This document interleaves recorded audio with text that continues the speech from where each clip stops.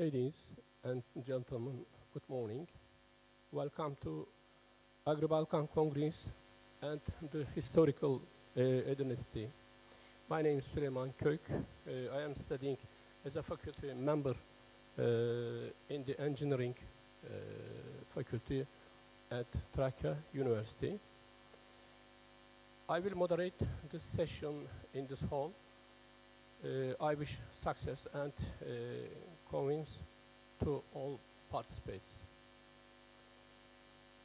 There will be 5 presentations in this session.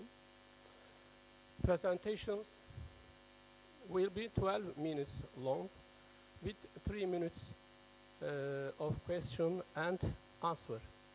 Okay? First presentation will be made Anorun Talili Tanina. Is Anorun Talila here?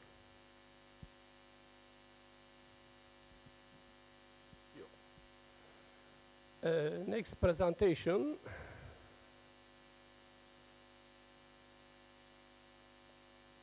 pesticides reduce change and processing factor during storage,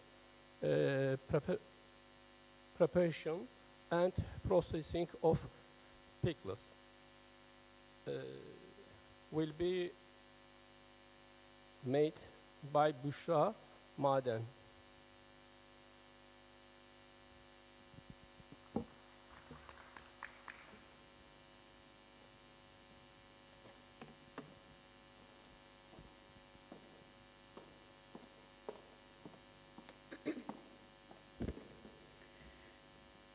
Good morning, dear Chairman and participant. My name is Büşra Maden from Bursa Uludağ University, and I am a food engineer per Fruit company. My presentation is about pesticide residue change and processing factors during storage, preparation, and processing of pickles.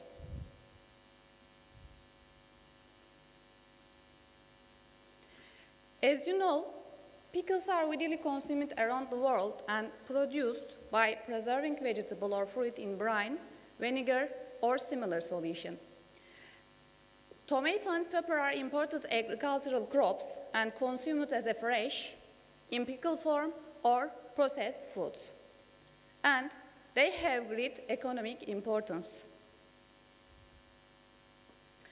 Pickles are mainly produced by two different methods, canning and fermentation. Canned products are unfermented pickle and they are pasteurized by heating. Fermented type of pickles obtained through the spontaneous fermentation of natural occurring lactic acid bacteria. In both cases, products are provided with the support of low pH environment. Our previous study showed that processing conditions during fermentation are effect on the degradation trend of some pesticides.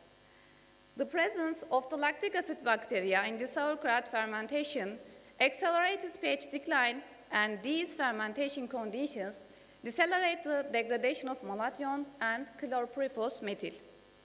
The results show that the stability of different insecticide varies during the same fermentation process.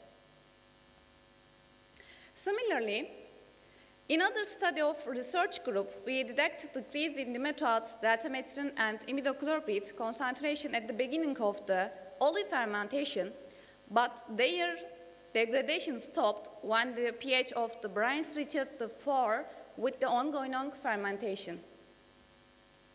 Additionally, we observed the height reduction in malathion concentration during table olive process in alkali-treated samples compared with natural fermented and vacuum-packed samples.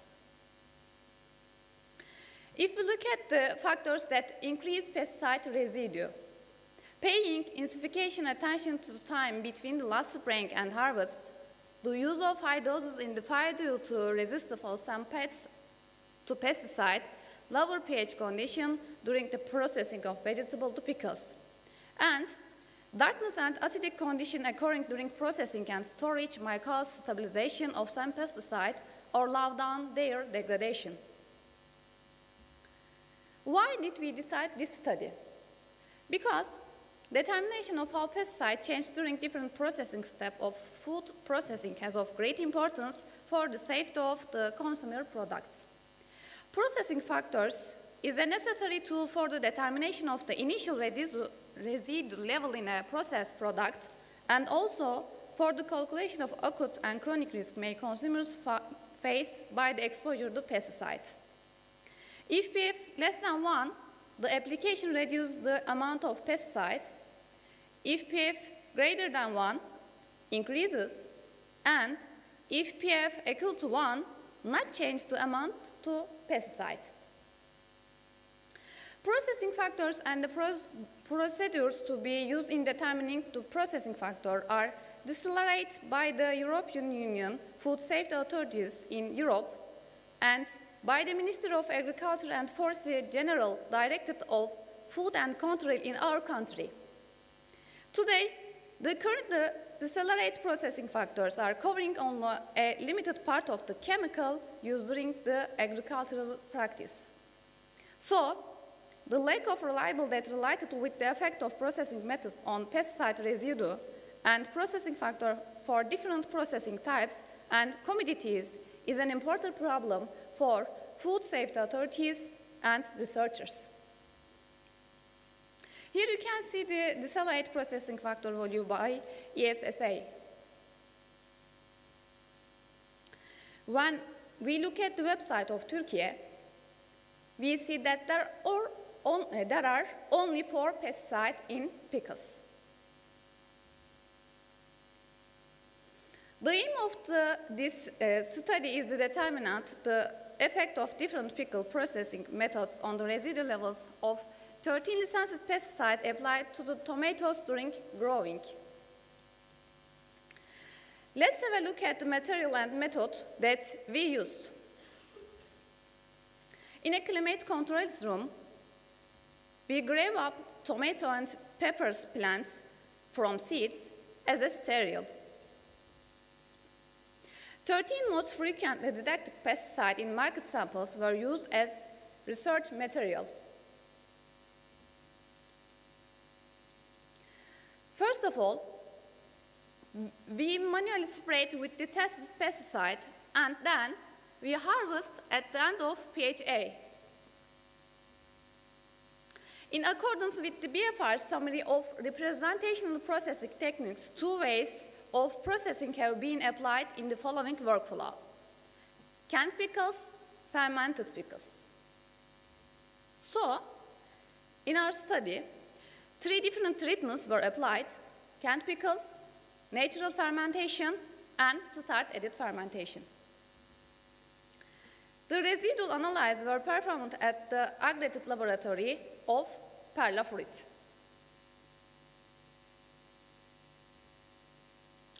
You can see Perla Fruit Laboratory proficiency test results. We used the Küchers method for extraction and cleaning process. The samples were analyzed at 5 different intervals: pesticide application day, harvest day, at the beginning of fermentation, and at the first month of fermentation, and at the second month of fermentation. You can see ACMSMS and GCMSMS condition in this table. At the validation study, sensitivity, LOQ, recovery, repeatability, reproducibility, and retention time tested according to Sante documents. Validation results obtained for 13 actives in tomato pickle under ACMSMS condition are given in the table. All actives were detected within 3.3 to 12.5 minutes. In the validation study, it can be seen in the table that all the validation parameters tested were found in line with Sante documents. Results: the pesticide tested in this study is selected according to the result of the pre-experimental survey study. Initial concentration of all active compounds in all trials on the harvest day were below the MRL set by the EU. Following the harvest day, significant reduction were observed in pesticide concentration during both types of fermentation trials, with the exception of bifenazate and abamectin. In this table, you can see, except for the abamectin, all of the pesticide concentration were decreased during natural fermentation. Reduction in the pesticide concentration were stopped with pasteurization, and stayed constant during post-pasteurization storage. This table, except for the bifenazate, all of the pesticide concentration were decreased during start-edit fermentation. Similar with the natural fermentation samples, reduction in the pesticide concentration was stopped with pasteurization and stayed constant during post-pasteurization storage. Since bifenazate and abamectin are more stable at lower pH degrees, their residue levels weren't affected by the acidic conditions. In this table, you can see the change in residue levels during canned pickle treatments. No significant reduction were detected in the concentration of the active compounds during canning process. Processing factors for all active compounds were calculated as the ratio of the residue levels detected after pasteurization to the residue levels detected following harvest. Except for the bifenazate, all of the PF values were lower than 1. Results of this study show that residue levels of sample don't exceed the permitted MRL levels if they are applied with the permitted legal doses and harvest after the PHA completed. May cause diverse reduction in the residue levels depending on the chemical structure of the compound and type of processing method. During fermentation trials, decrease in the residue levels were confined to the fermentation steps. Residual concentration of all active compounds were stabilized with pasteurization and remained unchanged during post-pasteurization storage. Lower pH levels occurred during treatments blocked the degradation of pH-sensitive pesticides. This could be taken into consideration for the prevention of residue problems if legal application doses and pHI rules are disregarded, as there is still a big gap in knowledge related to PF. And fate of numerous pesticides during processing, further studies are needed to generate reliable information for public food safety authorities to protect consumers from risk associated with pesticide residue. Thank you for your attention.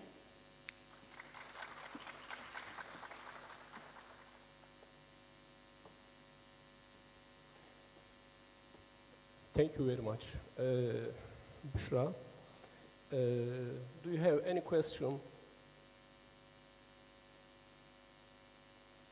or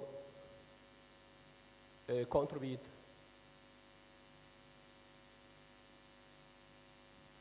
Thank you.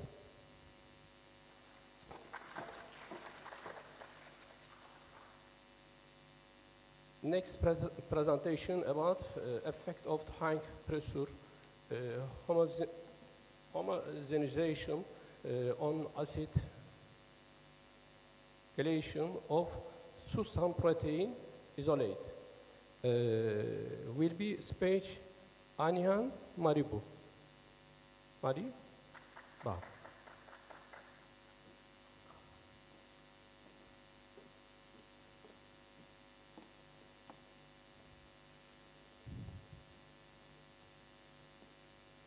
Good morning, everyone. I'm Ayani P. Maribao. I'm basically from the Philippines, but I'm currently taking my master's degree in food engineering at Kastamona University.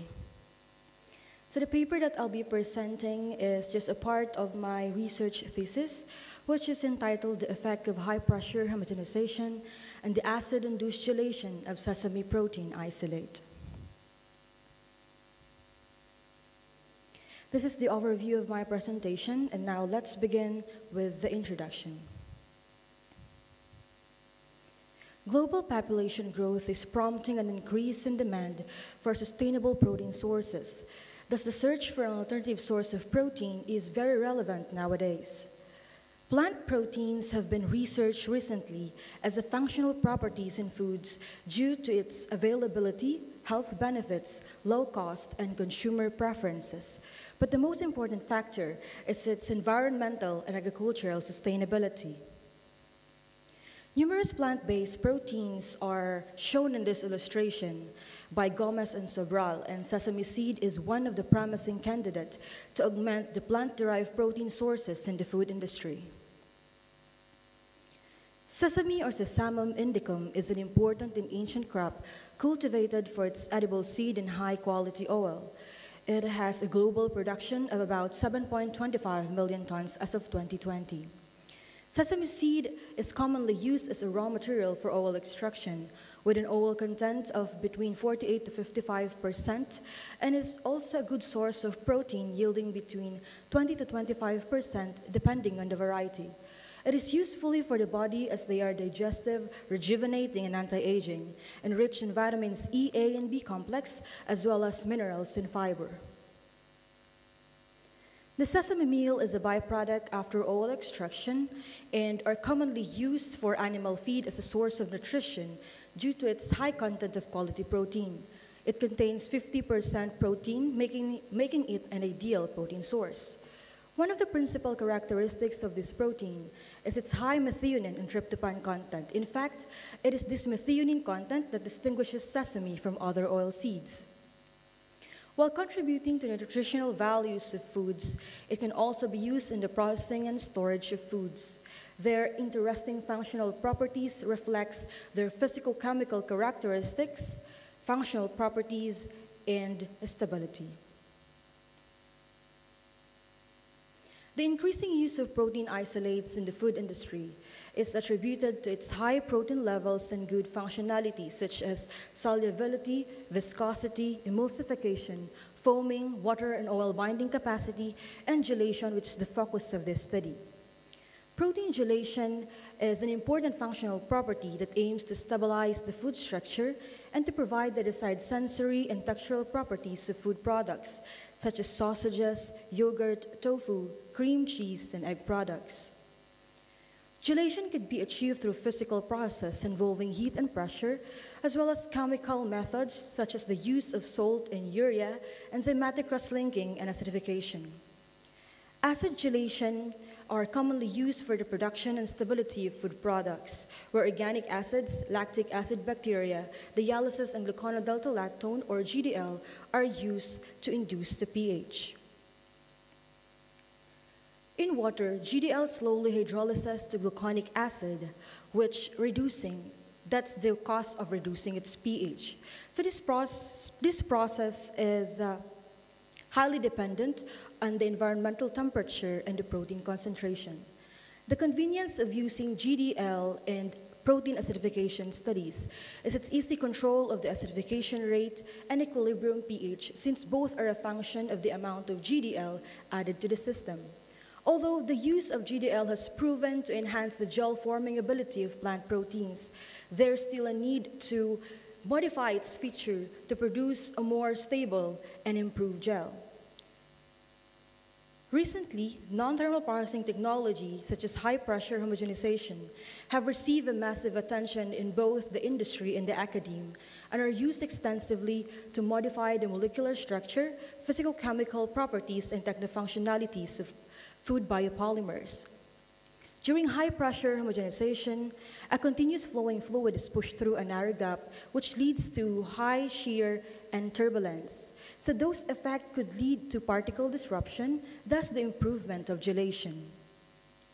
Many studies among plant proteins have been made with the aid of high-pressure homogenization for the improvement of their functionalities, but to the best of our knowledge, there's still no study on its effect on the acid-induced gelation of sesame protein isolate. Therefore, in this study, we aim to know its effect by investigating its acidification kinetics, intermolecular force, physicochemical, and its functional properties.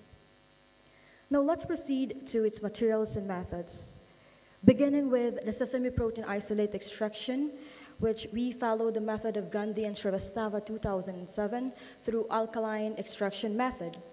So in here, first the sesame pulp, which comes out as pellets from the cold press, which converted into powder form with the help of a mixer, and then mixed with distilled water at a ratio of 1:9.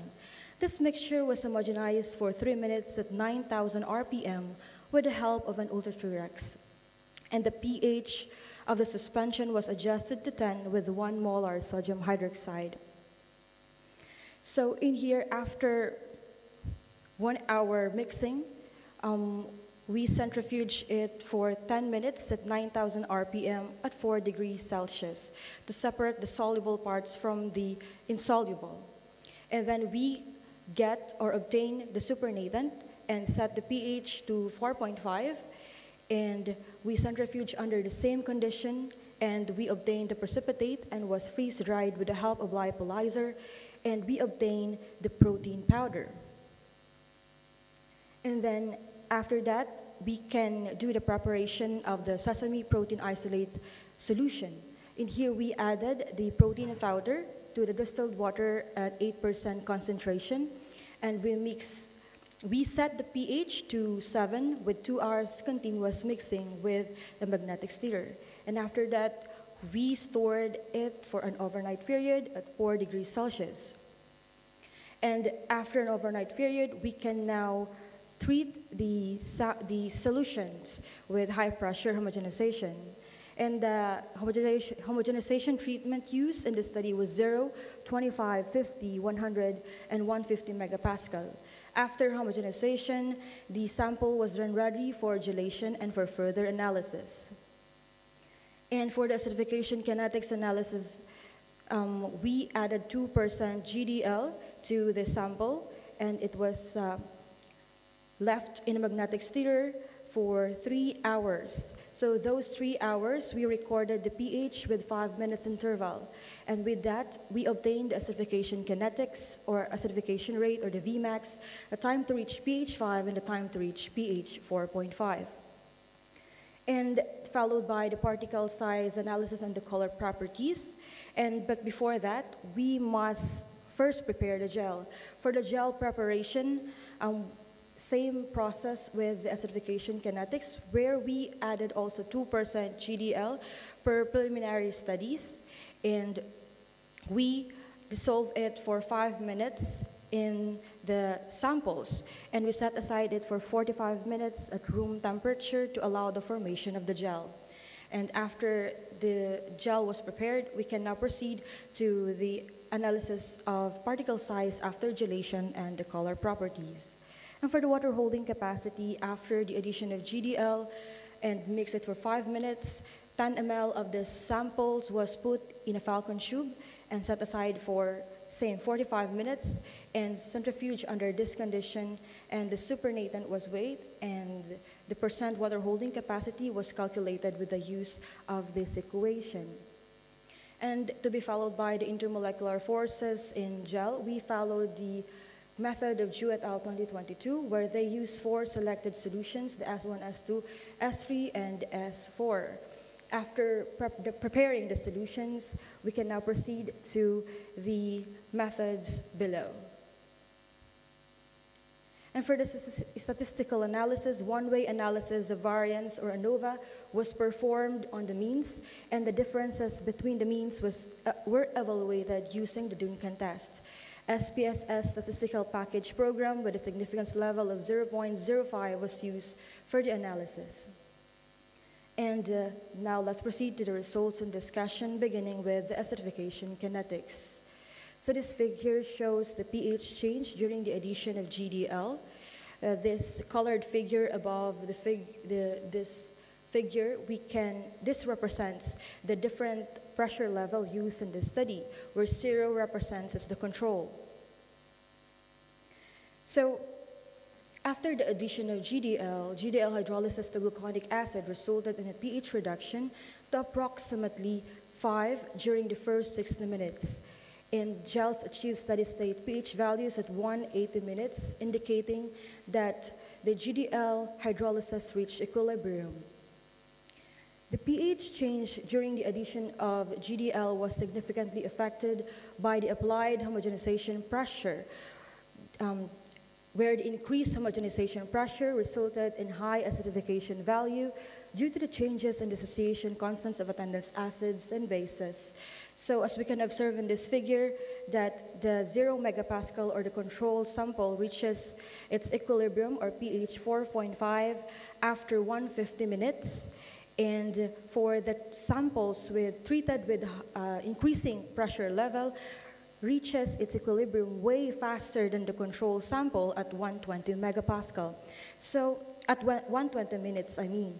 So this result indicates that there is an decreasing gelation time with increasing high pressure homogenization treatment.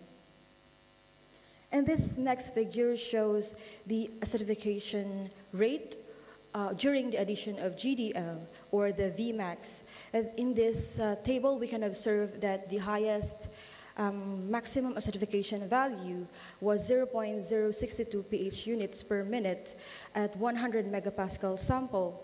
And this was significantly higher than the control sample with 0.054 pH units per minute. The increase in the maximum acidification value with higher homogenization pressure is probably related to larger aggregates that occurred during the high pressure homogenization treatment. So this is in agreement with Karlamova et al. 2018, which stated that gelation is faster for the larger aggregates. And for the particle size before gelation, we can observe a decreasing trend with increasing pressure, where 0 megapascal has the highest particle size with 1.77 micrometer particle size, and the lowest, or the smallest particle size, was recorded at 150 megapascal sample, with 0.35 micrometer particle size. So this may be attributed to high-speed shear forces and cavitation during the high-pressure treatment, thus reducing the mean particle size and improving sample homogeneity. But while in the particle size after gelation, we can observe that there are larger particle size in all samples after the acidification, where we can observe that the larger particles may be attributed to the larger aggregates developed by the cavitation during the high-pressure treatment. Because acidification of protein using GDL led to the aggregate of protein particles, and the presence of these aggregated particles thus increased the particle size of the gel. And now let's proceed to the color properties of sesame protein isolate gel. In here, we can observe that there is an increasing trend of lightness and whiteness index values with increasing homogenization pressure, where we can observe that the highest whiteness index value is with the 100 megapascal sample at 68.54. This is significantly higher than the control sample with 60.38 whiteness index value. And we can also observe a decreasing trend with increasing homogenization pressure for A and B values, which indicates that there is a decreasing red and yellow color in the sample. So these results indicates that high pressure homogenization really has an impact on the gel appearance, as the number and size of particles contribute to the light reflection. So maybe due to the high forces or the turbulence of the high pressure treatment, and it causes a smaller particle size, thus it increases the number of particles that can reflect light more effectively, thus increasing the lightness and whiteness of the sesame protein isolate gel.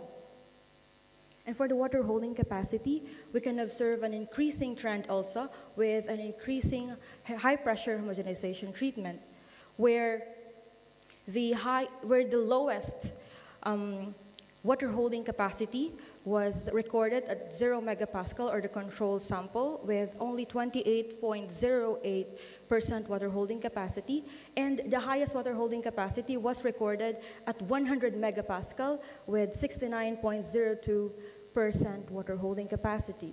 This may be because high pressure homogenization reduces the particle size and cavitation loosen the protein structure, thus facilitating the exposure of the interior active groups. So this process resulted in a denser and more uniform gel network and smaller pore size, thus binds larger amount of water, thus increasing water holding capacity. But too extreme high pressure homogenization treatment might result in an excessive denaturation and can destroy the spatial structure of the protein. Thus, it can decrease hydrophilicity and increase porosity and pore size, causing the gel network too weak to hold water. So that explains why there is a slight decrease of percent water holding capacity at 150 megapascal sample. And for the intermolecular forces of the SPI gel network, we can observe that S3, or the hydrophobic interactions, dominated the intermolecular forces in the gel network of sesame protein isolate, followed by the disulfide bonds, hydrogen bonds, and lastly the ionic bonds.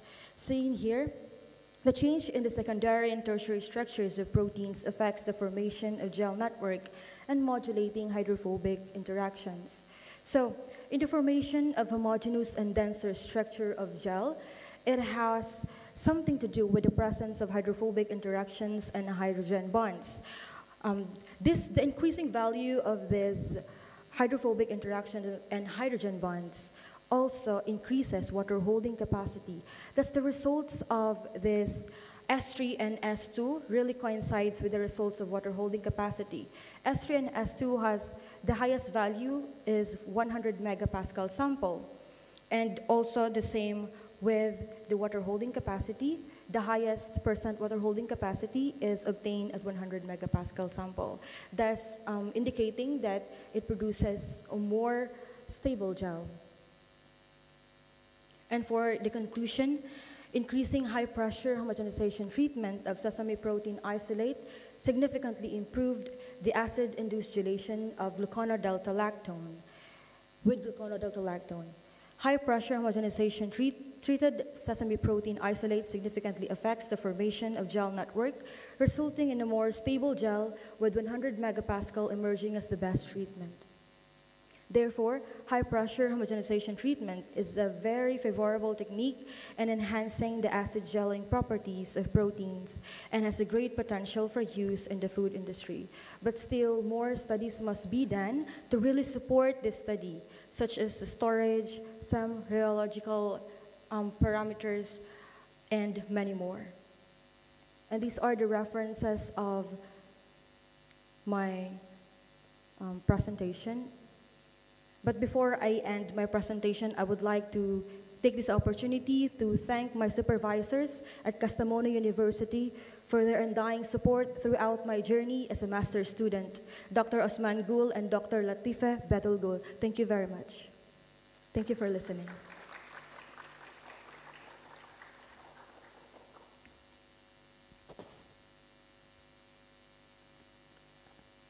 Thank you very much, Mrs.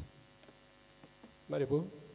Do you have any question or a comment? Thank you. Thank you. First presentation, usage area of ultrasound assist interaction in the recovery of bioactive substance from blood byproducts and waste. Will be speech Mrs. Damar.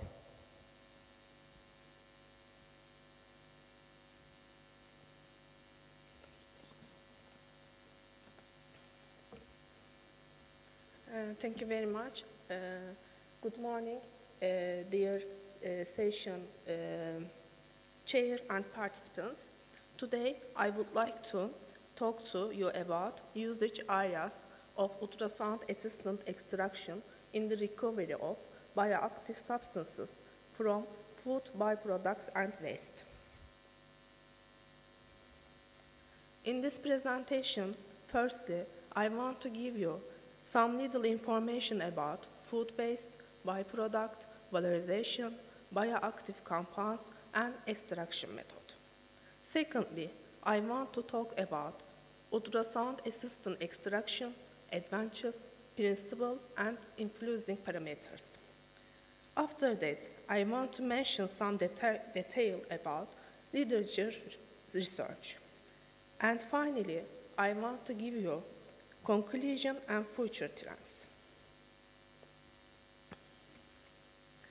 The main purpose of the study is to compile and reveal the usage potential of the UAA method in the light of researches by considering the usage areas of the UAE method and the factors affecting the extraction in obtaining bioactive components from the byproducts and wastes in food industry.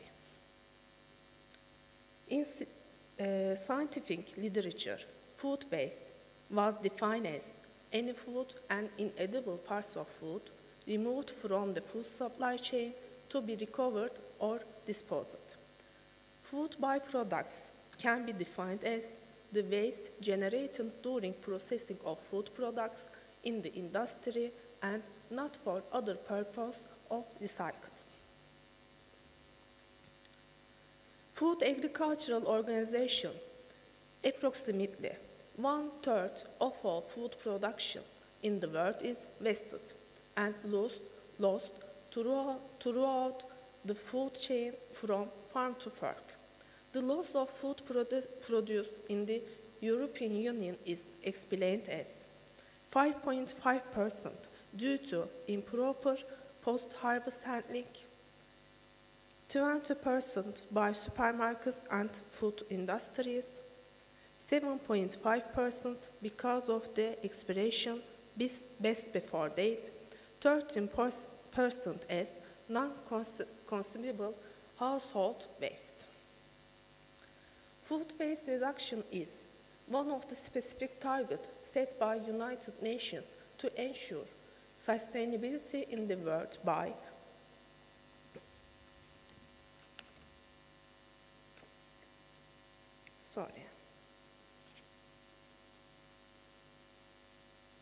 2030.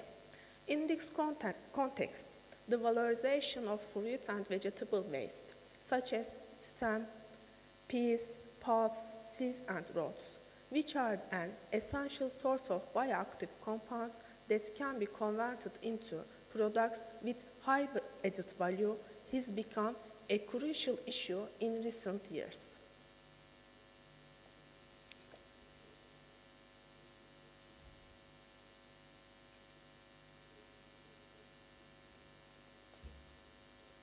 The chemical composition of the waste varies and depends on the processed food. The waste's food waste has typically high moisture content and suspended solids, and high biological and chemical oxygen demand.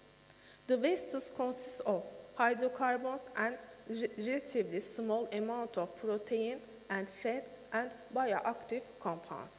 Bioactive components have positive effect on human health, and therefore it is important to recover these components from waste.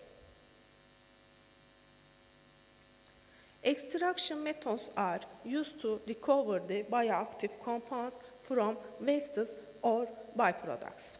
Although traditional methods such as distillation, solvent extraction, and cold compression are frequently used, new and green extraction methods such as ultrasound-assisted, pulse electric field, microwave assisted, supercritical fluid extraction, and enzyme-assisted extraction have attracted attention in recent years. Ultrasound is one of the innovative and green techniques. As a result of some studies, some advantages such as shorter extraction time, less solvent usage, low temperature operation, environmentally friendly, productive, and high quality and efficient final extract. UAE method extracts more components in a shorter time compared to traditional extraction methods, and the structural and molecular properties of the components are preserved due to the moderate temperature used in extraction. Creation of cavitation bubbles. Ultrasounds are mechanical sound waves at frequency above the human hearing. It requires an elastic medium to propagate. The ultrasonic waves are generated by the transducer. Creation of cavitation bubbles and their collapse happens in this order. Firstly, transducer produce compression waves. Secondly, they cause rapid compressions and expirations of the molecules in the medium. Third, at a high amplitude, they can include localized hot spot in the liquid. And finally, these extreme conditions lead to a process called cavitation.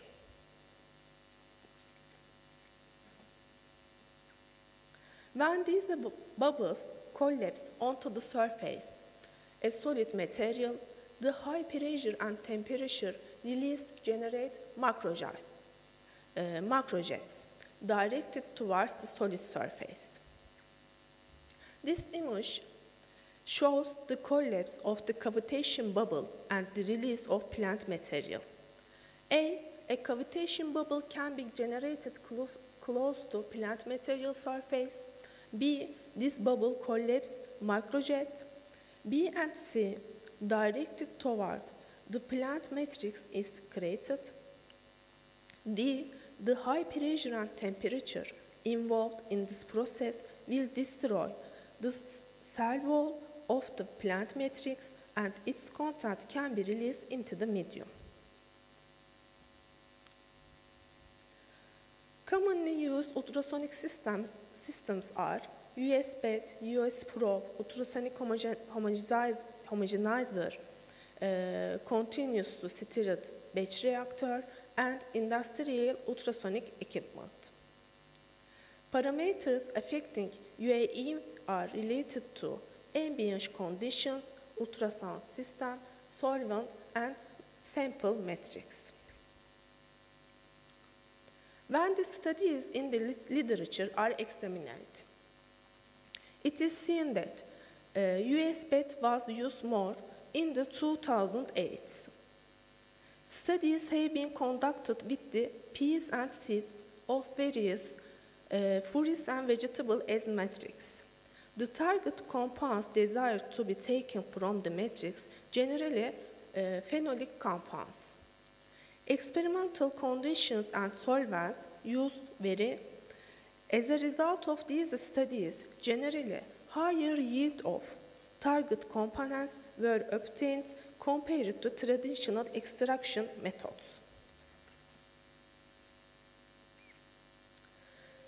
In studies between 2010 and 2020, it is seen that US probe was used. Similarly, matrices such as rinds, peas, and pomace have been studied. Target components are diverse, such as antioxidant and carotenoids. As a result of the studies, it was determined that extraction efficiency increased by up to 143%. In studies conducted in the 2020s, it is seen that US probe was mainly used. Vastas such as spinach roots, apple pomace, and pea pod waste were chosen as a matrix. Target components such as lycopene, beta-carotene, chlorophyll, phenolic, flavonoid, and antioxidant compounds have been identified. It is noteworthy that in order to obtain highest efficiency in the studies, the experimental conditions used were optimized through some mathematical methods.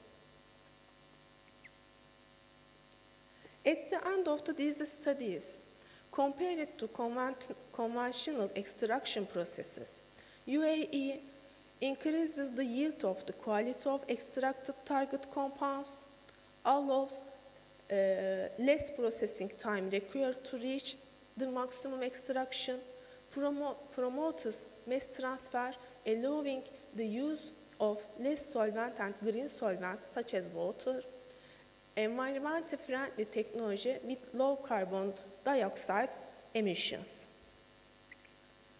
However, some disadvantages have also been reported. These were related to the degradation of bioactive compounds under severe conditions. Possible reasons of these include the effect of free radicals generated during acoustic cavitation, weak or excessive cavitation effect, high temperature rises in the material. Consequently, future studies are encouraged to calculate the actual ultrasound power and to control temperature during the extraction process in order to better understand the mechanisms and higher efficiency. Thank you very much for your attention.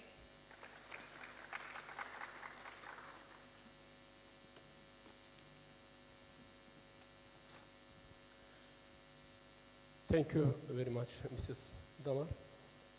Are there any questions or contribute, recommend?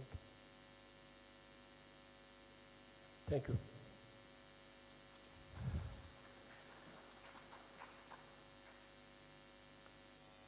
Next, next presentation.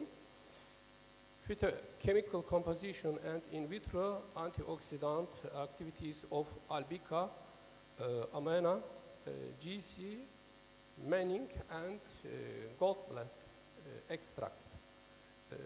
Will be page digit Hamdani.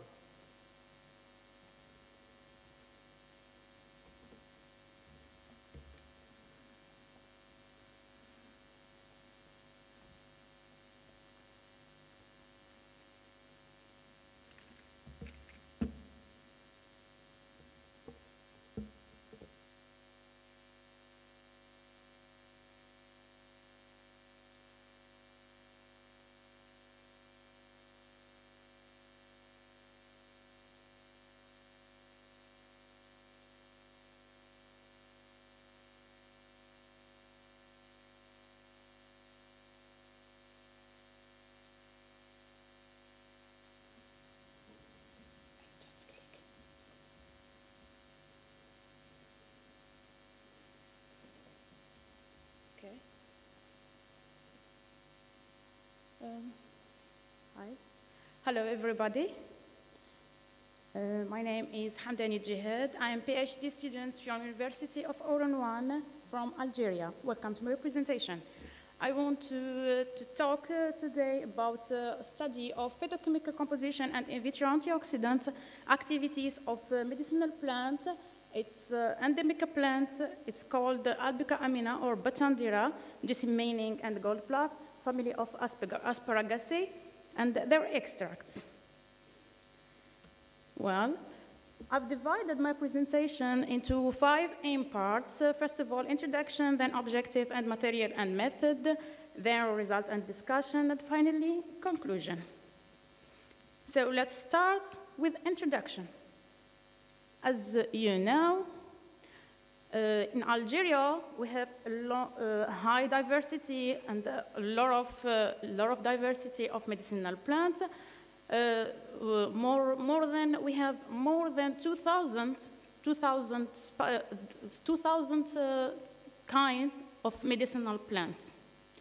Well, Algeria flora offers diverse range of medicinal plants, and their use is deeply rooted in the local ancestral knowledge of different ethnic groups living in specific area of the country. The traditional medicine knowledge as well as modern scientific method employed to identify and extract bioactive compound from plant material. So we use the medicinal plants in our life for treatment, for traditional medicine. This plant, or beautiful plant, I choose it to do the extract for there. It's called Albica amina. It's commonly known as Psalat deep or Aliat. The community, the indigenous people, they called Aliat. It's endemic plant, and this is the first study for this plant. We found this plant in the desert pastures on the northwestern part of Algeria, Sahara, and the neighboring of Morocco. It thrives in sandy and stony desert pastures. In traditional medicine, the bulb of this plant is used externally to construct the snake bite, and scorpion sting, and leishmaniasis. So we use it just for local extremity, just an extremity, because the bulb is very toxic. The bulb of this plant is very toxic. The bioactive substance found in Albica amina have not only it is as antidepressive and anxiolytic and analgesic effects on the central nervous system. And these are pictures of this plant in sandy stone, and this is what I collected. Well, the aim objective of my study was to identify the bioactive compound of the plant and to evaluate the antioxidant activity using different methods. Go to now to the material and method, what I do for this experience in my study. The plant Albica amina was collected, I have collected in March 2021 from region of L'Abadla and Laqnatsa and Bni Wannif. They are in city of Bashar in Algeria. It's situated in the north, in the southwestern of Algeria. This is the situation, Algeria, and this is the place where I collected this plant.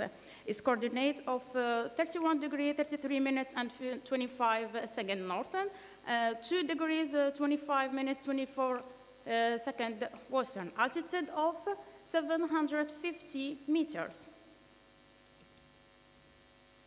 These are the regions when I collected the plant. This plant was identified by Professor Hajjaj Awassair from Laboratory of Botany, University of Oran 1 in Algeria.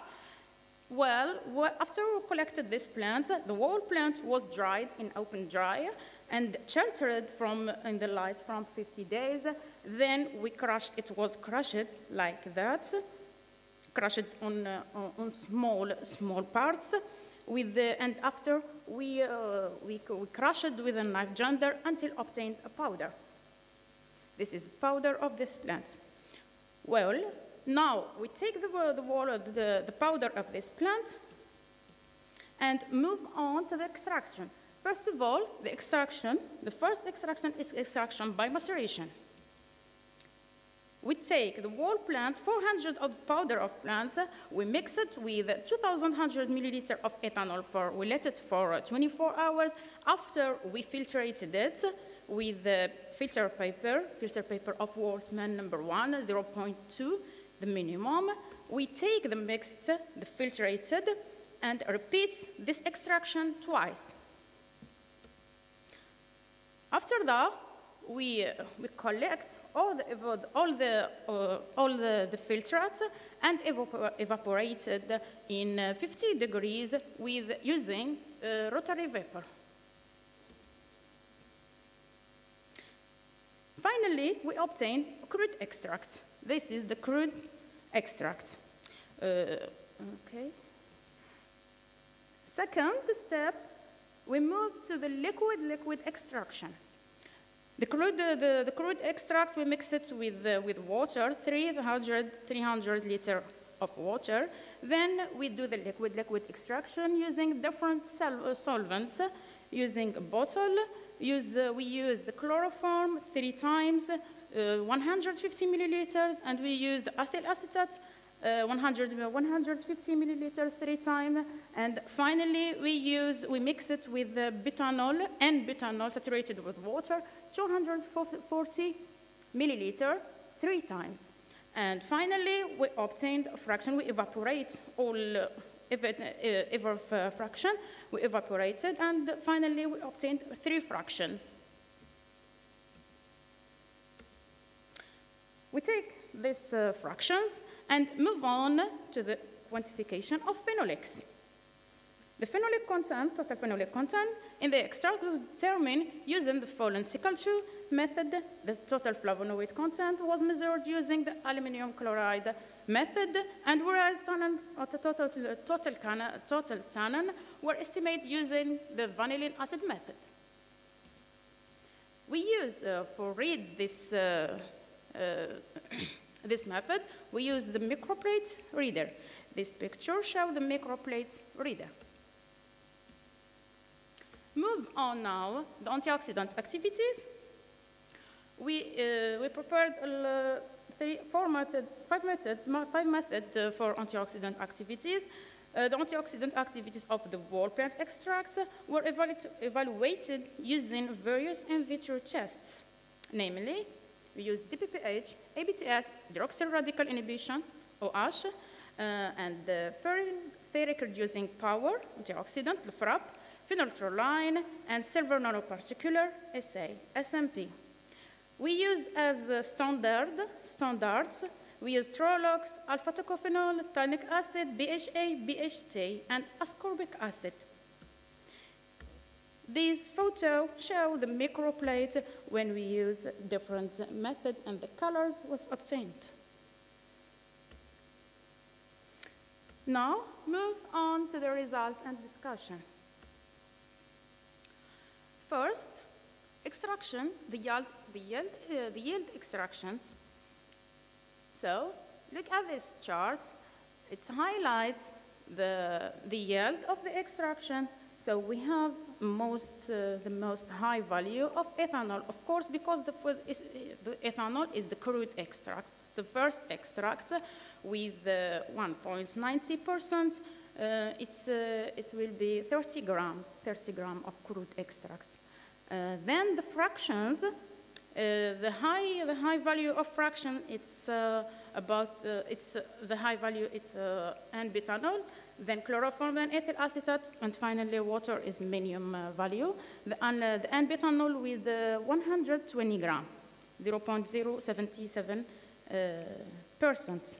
It's important yield. Well, move on now to the total bioactive compound, the total phenolic acid and the flavonoid and the tannin content.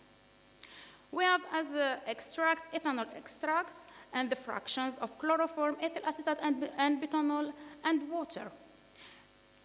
What we conclude on this table, the high value of the total phenolic content and the total flavonoid content will be given from the N-butanol extracts for 386 with the acid compared with acid gallic elevator.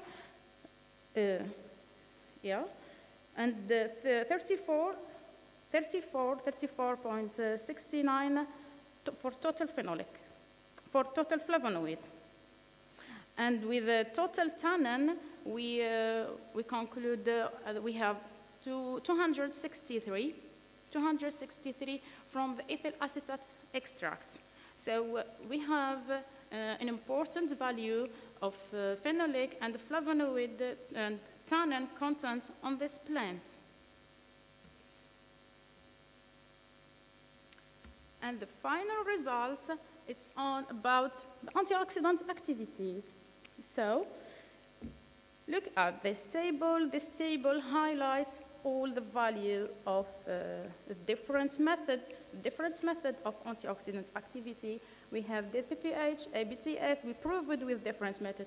The free radical scavenging, DPPH, ABTS, and OH, and the reducing power, phenolphthalein, and silver nanoparticular, SMP. So, what we conclude here, the ethyl acetate is given the high value of all the most of the activity.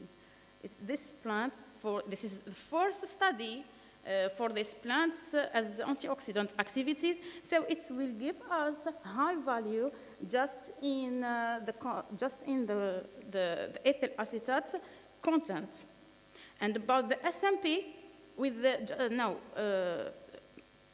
for DPPH, it have a result of inhibition of concentration in 50%, 18 milligram. ABTS, it's 5 milligram, and OH, it's 150 milligram. The FRAP, 74 milligram per liter.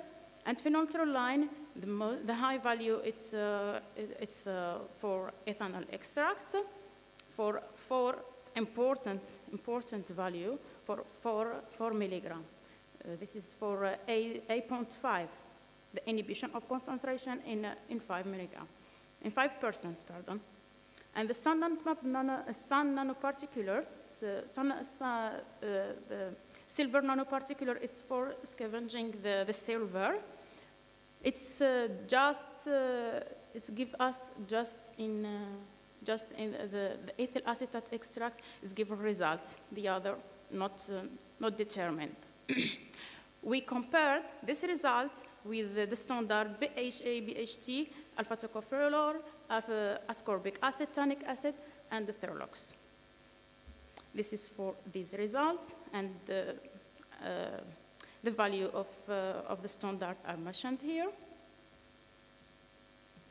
So what we conclude on this study, we conclude this study is aimed to assess antioxidant activities and to determine the phytochemical composition of ethanol extracts from this plant, Albica amina, and obtained a fraction. So this finding revealed that the ethyl acetate fraction showed a high polyphenol and flavonoid content and a high antioxidant displaying high antioxidant activity.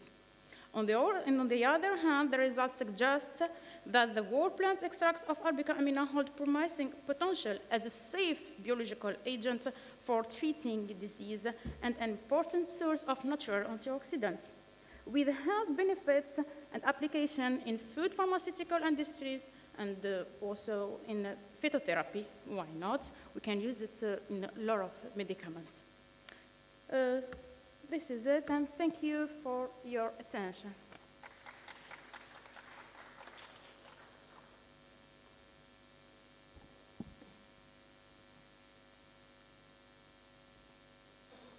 Thank you very much, Mrs. Hamdani. Are there any questions?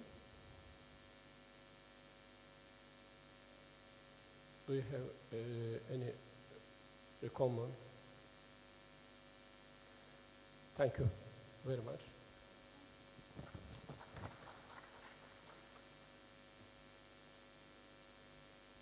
Thank you for your participation in Agribalkan Congress and contribute. There are couple break about 15 minutes. 15 dakika.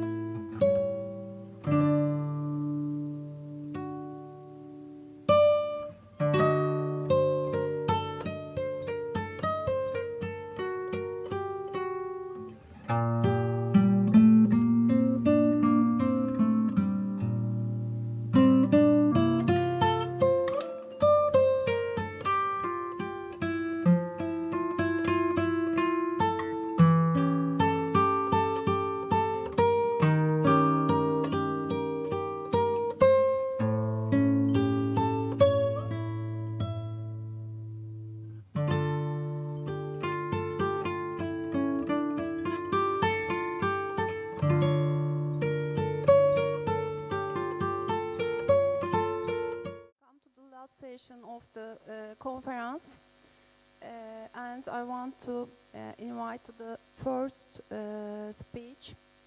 An investigation into particle filtration by pozzolon for wastewater irrigation by Abdülkadir Debap.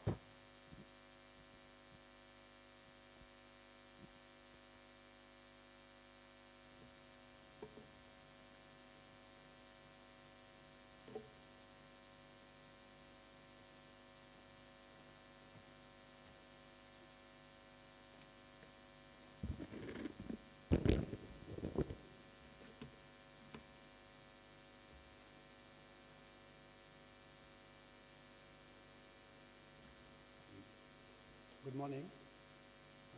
I'm Abdülkadir Debap from Algeria, Oran.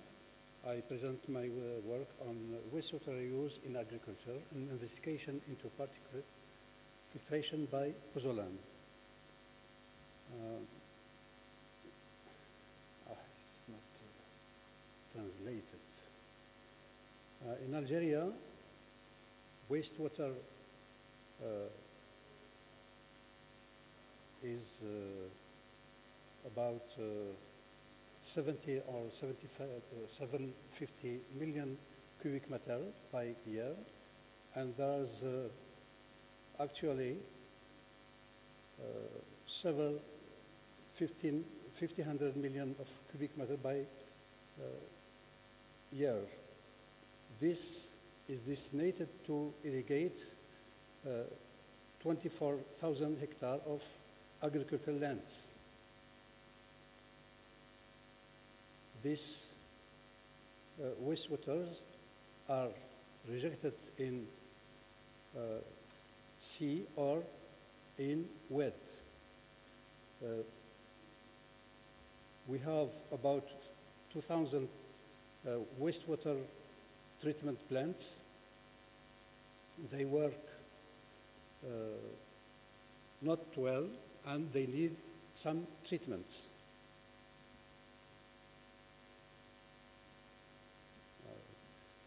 We worked on Mostaganem.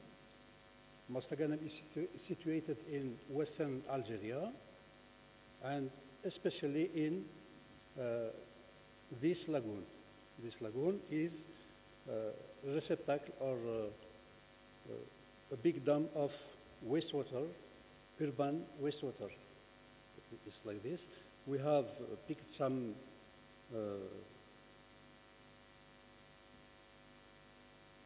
okay. We have evaluated the physico-chemical parameters of this lagoon: pH, temperature, conductivity, turbidity, TSS, dissolved oxygen, and COD, BOD, salinity.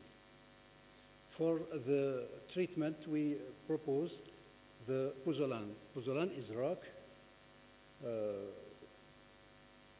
That's natural rock, exists in many areas in Algeria.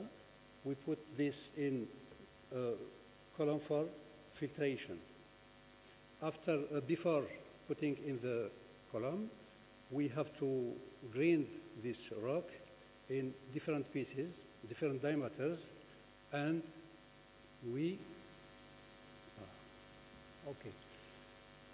different diameters by sieving, and we put this in the column. Before putting this, we have to identify the porosity, some characteristics of this material. This material presents porosity that evaluate with the grain size. If the grain size will be bigger, the porosity evaluates as the augmentation of the diameter of the grains.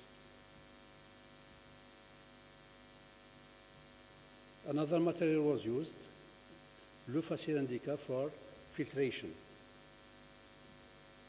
Lufacil indica is a natural plant that's grown in Algeria, everywhere, and we have dried this plant, cut it with a lot of cuts and transversal, longitudinal, and we put this in the schematic, in the biofilter. The biofilter is a column that supports two materials, Lufacil indica in the top and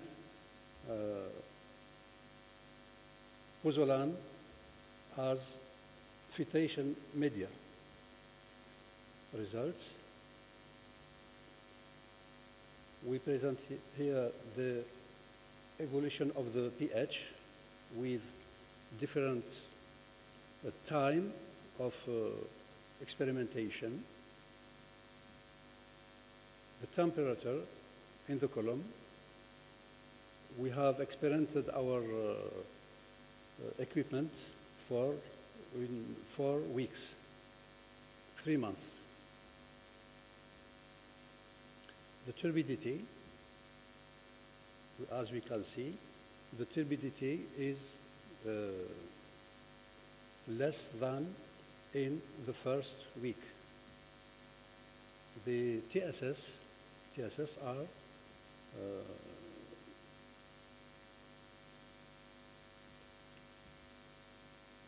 the conductivity, okay, and the COD. The COD, when we filtrate our wastewater, the COD will decreases with time.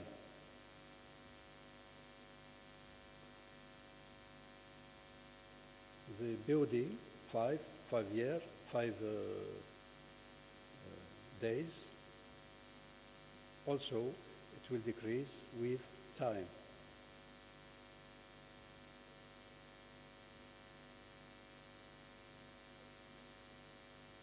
In this work, we have modelized our bifiltration column. If we experiment our biofiltration, we have to characterize by 2 components. The 2 components will, with N and K, the exponent of some equations are constants. This represents the percent evolution of the filtrate with hydraulic retention time.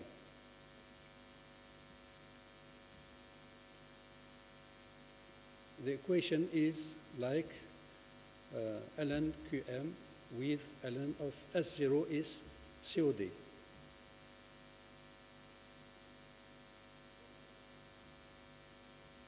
The final equation, the coefficient are K, the reproducibility, and N and the exponent. As we see, our experimental equipment is worked well because the N and K are very high. So this study of the lagoon's wastewater, which serves as an important storage reservoir for farmers to irrigate their plantations, we found that physicochemical parameters exceeded standards. The pozzolans used as a biofilter packing material showed excellent purification performance during filtration. Okay. This is the end of the, thank you for your attention. Thank you, Professor. Are there any questions for the speech? Thank you. And This was not translated in English by my student. The second, no? the second I speech think that is translated. is also by Abdelkader Debab, and was the water raised in Algeria. Okay. It's translated. Because we speak French better than English. My second presentation is on wastewater reuse in Algeria. Introduction, Algeria is one of the countries most affected by water scarcity because it is located in North Africa, and in North Africa there's little rainy, and it's about 1,600 cubic meter by annual capita. In this context, the use of treated wastewater has become an absolute necessity and forms part of the strategy for mobilizing water resources. Treated wastewater, we have to treat wastewater for irrigation, while complying with discharge standards helps to protect the environment and the development of water-based agriculture. To deal with chronic shortage of water resources, a new water policy has been introduced by the Algerian Ministry of Water Resources, because this is to meet standards based on the new principles of integrated, participative, economic, and ecological management. According to our ministry, the report of our ministry, the annual volume of wastewater is estimated between 700 to 750 million cubic meters per year. This is for 156 wastewater treatment plants in all Algerian countries. It's generated 150 million cubic meter in the urban agglomeration in the north of Algeria. This wastewater, treated wastewater, is used for the irrigation of 24,000 of hectares, most in agriculture. The strategy of, or the objective of this is intensifying irrigated agriculture. Two main axes have been identified. Reduction of hydraulic deficit recorded in large perimeters. Action of water saving, we have to save water in our day use. The use of non-conventional waters for irrigation, we have to use treated wastewater, reallocating the large dam to irrigation, increasing irrigated areas.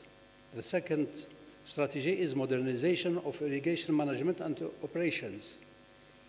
We have to improve irrigation control, introduction of appropriate water-saving techniques, and popularization and practical training, population for farmers, because they not aim to use treated wastewater for irrigation of crops.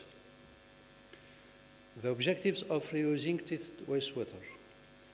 The main use is agriculture, municipal use, sprinkling green spaces, street washing, firefighting, industrial use, cooling, heat exchanger, equipments, etc., improving water resource, groundwater recharge, environment protection.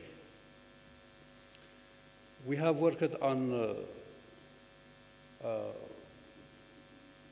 two stations, two wastewater stations. They are located in Oran. The first in El Karma, Oran, and Ayn Turk, Oran. Turk is Turkish, or I don't know. Ayn Turk. This appellation is like this. The wastewater treatment plant in Oran is located 20 kilometers south, and we have managed different lagoon for irrigation. This wastewater is, as you see, they contain primary treatment, secondary treatment, anaerobic digester, and mechanical dewatering. This is the term of primary treatment or thickeners. And this for secondary treatment, they use mechanical mixers for the biological treatment. This one is for sludge treatment. We have 4 digesters to produce energy and gas for heating the equipment. Here we have the lagoons, reparation of the lagoons in the land of irrigation. There are 8 lagoons. Each lagoon has a capacity of 0.45 hectocubic meters. In the lagoon, we have to ensure some photosynthesis with bacteria and algal. For this, we have to expose the wastewater to sun, to UV treatment oxidation for killing bacteria and reduce coliform and some other bacteria.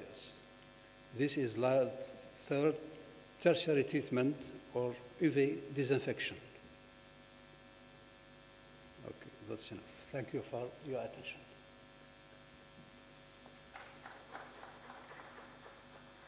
Thank you very much. And are there any questions you can ask now or later at the end of the speech? Thank you. Thank you.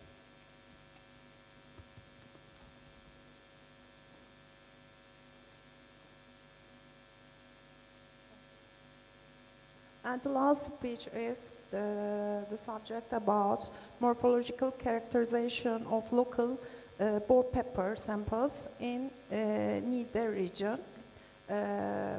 by Ayten Kübra Yağız.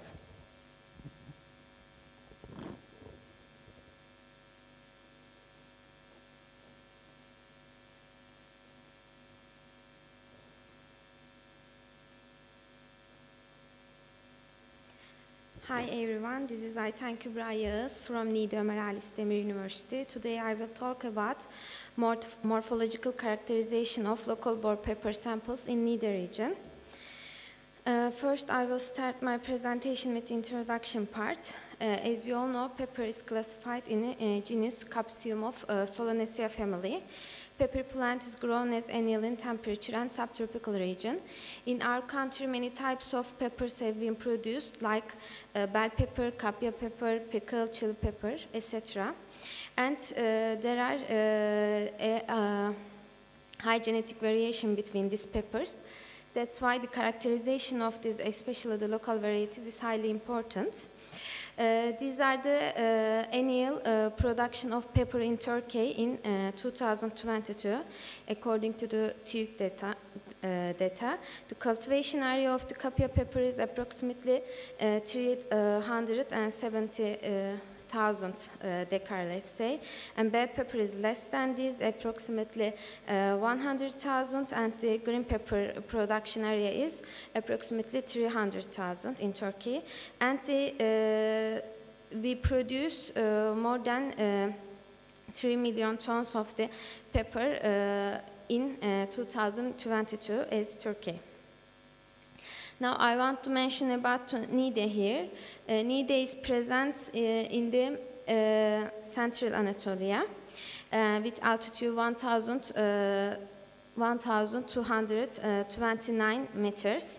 Population is approximately 370,000 people, and the climate data is the average minimum temperature is 5.1 Celsius degree and average maximum temperature is 17.6 Celsius degree, and the rainfall is relatively less overall to Turkey, and it's 343 millimeters per year.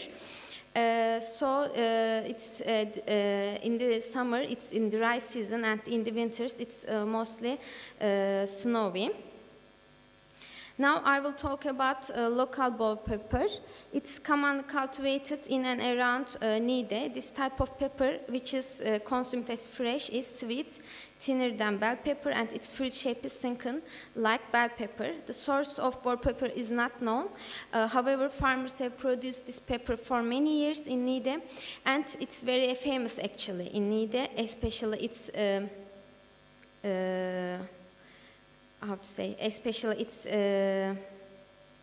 let's say used for the fresh consuming, and they keep seeds. They actually produce this pepper, and they keep the morphologically good looking peppers for the seed production, and they keep these seeds for the next season. And the genetic variation of this pepper depends on both environmental conditions and the farmers' selection criteria. As you all know, gene source is highly important for the countries, and in Turkey, the important steps have been taken to provide local cultivars and protect gene source of these cultivars. For this reason, the aim of our study is to characterize bor pepper, which is a local cultivar of Niğde, and protect these genotypes as a gene source. For this purpose, we collected 117 plants from 11 different locations in and around Niğde between June and September 2018 from 4 different locations and 11 different gardens. You see the coordinates of these gardens here. And after that, we measure these properties of these peppers, and also we measure the feature of UPOV list published for pepper, and these classes of these lists is stem morphology, leaf morphology, flower morphology, fruit morphology, and plant growth habit. Later on, we have these results. The average plant weight height is highest in the 4th garden of the Bahçeli region here, as you see, and the plant height differs in each location. And also fruit length and fruit weight differs in each location, and the largest fruits are produced in the Bor region. And also fruit diameter and fruit fresh weight changes, and in this case, when the largest plants are developed in the Bor region, their flesh width is thinner compared to the other locations. And also their color has been measured by the colorimeter, and this minus E value means that all the locations has green peppers. This color is green, as you see here.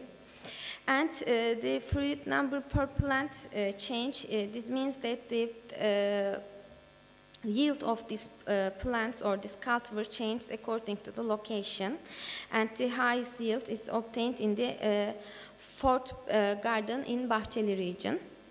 And number of seeds, seed weight, and 100 seed weight changes, and it depends on the cultivar also. And brix level and fruit diameter is shown in the next table, and you see see that the brix level shows us that this pepper has a sweeten taste. And these are the other morphological characterization according to the UPOV list. I won't go in detail. However, I would like to say that the stem color, presence of anthocyanins, branching type, plant growth habit, leaf shape, leaf color, or fruit set, or the flower morphology changes according to the location and according to the garden. So that means that different farmers collected different seeds, and they create a genetic variation because of this between this local cultivar. So there is a genetic variation between these cultivars, which should conducted later on.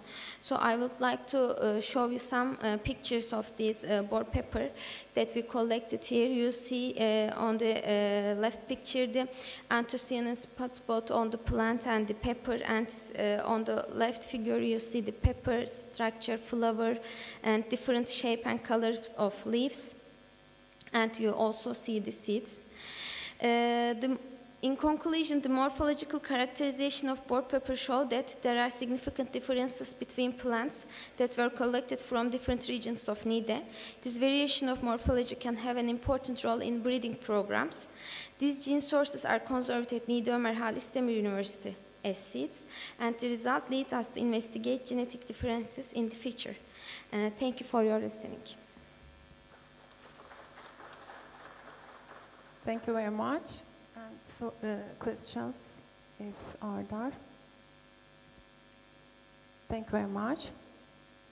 It was completed the last session of the Congress, and I want to thank a lot to Yalçın Kaya, Professor Kaya, for the successful organization, and the young team for these symposiums. And we have lunch. Thank you very much.